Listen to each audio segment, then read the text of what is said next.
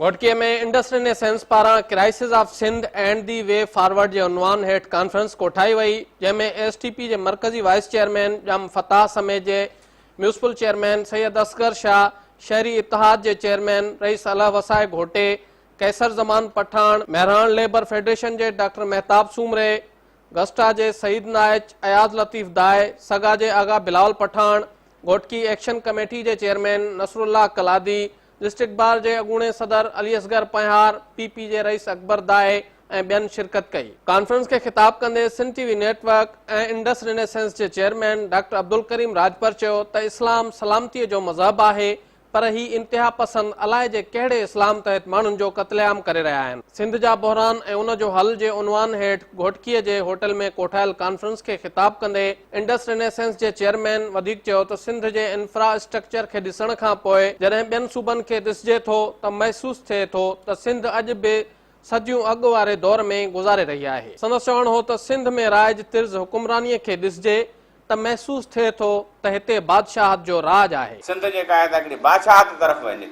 जॾहिं सभु सीटूं तव्हां जूं हूंदियूं, एमएलए तव्हांजा हूंदा, एमपी तव्हांजा हूंदा, जेके आहिनि एसपी, डीआईजी, डीसी सभु तव्हां निंड में हूंदा, त तव्हां असां आम माण्हुनि जी हैसियत कहिड़ी हूंदी। तंहिंजे करे हीअ बादशाहत आहे, बादशाहत तरफ़ वञी रहे। जेकॾहिं हीअ हिन इलेक्शन नेक्स्ट में बि ईअं रहियो त पोइ पक सम्झो त हीअ बादशाहत जे अंदरि हले थी। डॉक्टर अब्दुल करीम राजपर चयो त 60-70 वारे ॾहाके में सिंध जे तालीमी इदारनि खे सॼी दुनिया में एतिराम जी निगाह सां ॾिठो वेंदो हो, पर अॼु सिंध जो को बि तालीमी इदारो दुनिया त छा पर पाकिस्तान जी रैंकिंग में बि शामिल नथो थिए। उन चयो त इंसान ऐं जानवर में फ़र्क़ु तालीम जो आहे। असांजे मुल्क में तालीम ऐं साइंस खे ऐप बणायो वियो आहे, जंहिं जे नतीजे में समूरो समाज जानवरनि जीअं घारे रहियो आहे। ऐं जेकॾहिं हिसाब कजे त न को बिजली आहे, न का तालीम आहे, न ॿी का शइ आहे, न इंसाफ़ आहे। डॉक्टर अब्दुल करीम राजपर चयो त जेकॾहिं हक़ीक़तुनि जे आधार ते सिंधी समाज जो जाइज़ो वठिजे त सॼे सिंधी समाज अंदरि तोड़े माण्हुनि में सियासतदाननि जीअं कौल ऐं फैल जो तज़ाद घर करे वियो आहे। असां जेकॾहिं सुठियूं सोचूं रखूं था त असांजे कौल ऐं फेल में हिकु त फ़र्क़ु आहे। संदसि चवणो त सभु चङियूं चङियूं ॻाल्हियूं त कनि था, पर अमल उन जे बिल्कुलु उबतड़ कनि था। इंडस रिनेसेंस जे चेयरमैन चयो त संदन इज्तमाही रवैयनि में माज़ीअ ते फ़खुरु करणु ऐं क़ौमियत जी रुमान परस्तीअ जो अंसर ग़ालिब नज़र अचे थो, पर रुगो सिंध सिंध करणु ऐं माज़ीअ ते फ़खुरु करण सां हाल जी हालत इज़हार खे तब्दील नथो करे सघिजे। माज़ीअ ते फ़खुरु करण सां तव्हांजो हाल त बहितर कोन थींदो न। उहे माण्हू अलाए केरु हुया जेके मुंहं दड़े जा हुया। उन चयो त सिंध अंदरि 2 वॾा कारोबार शुरू थी विया आहिनि। के माण्हू भुट्टे जो कारोबार कंदा आहिनि ऐं भुट्टे जे नाले ते गैर जमहूरी तोड़े गैर अवाम दोस्त रवैयनि सां सिंध जे वसीलनि ऐं माण्हुनि जे हक़नि ते धाड़ हणंदा आहिनि, त ॿिया वरी साॻिया कम सिंध जे नाले ते कंदा आहिनि। ॿ जेके आहिनि से वापार सिंध में हिन वक़्तु हलनि था। हिकु आहे भुट्टे जो वापारु।